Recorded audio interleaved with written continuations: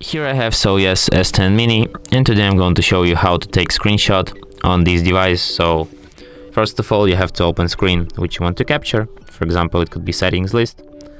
And next, what you have to do is to press combination power key and volume down at the same time, like this.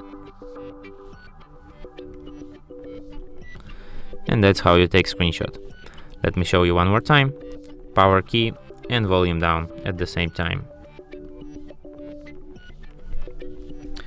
You can find your screenshot in gallery, in the screenshots album here.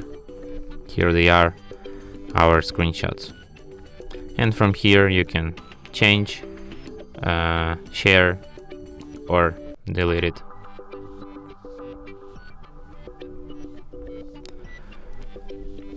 And that's it. Thanks for watching. If you find this tutorial useful, don't forget to hit that like button and subscribe to our channel.